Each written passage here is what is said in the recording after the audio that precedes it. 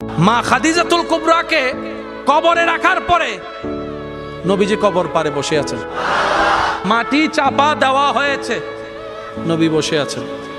সাহাবায়ে কেরাম বলে, ইয়া রাসূলুল্লাহ, অনেকক্ষণ হয়েছে, এবার আসেন ঘরে। নবী বলছেন, ও আমার সাহাবা, যিনি শুয়ে আছেন উনি আমার দুঃখের দিনের বন্ধু, আমার অসহায় সময়ের মধ্যে উনি সহায় হয়ে পাশে দাঁড়িয়েছেন।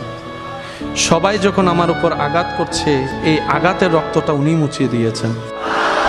উনি আমার জন্য একটা শক্তি হয়ে দাঁড়িয়েছেন। আমার খাদিজা, আমার স্ত্রী, তোমাদের উম্মাহাতুল মুমিনিন। ইয়া রাসূলুল্লাহ, একটু ঘরে আসেন। নবী বললেন, একটু পরেই ওনার কবরে ফেরেশতা আসবে প্রশ্ন করার জন্য।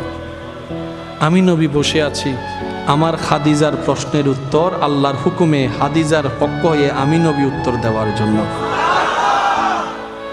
পৃথিবীর সমস্ত ভালোবাসার বন্ধনকে পিছনে ফেলে আপনার আমার নবীর জীবনীকে একটু খেয়াল করে দেখেন। সমস্ত রোমান্টিকতার হাই রোমান্টিকতা আমার নবীর জীবনের মধ্যে আছে। আমরা নিতেও জানি নাই, পালনও করতে জানি নাই। আল্লাহ পাক আমাদের সবাইকে ইসলাম মেনে চলার তৌফিক দান করুক।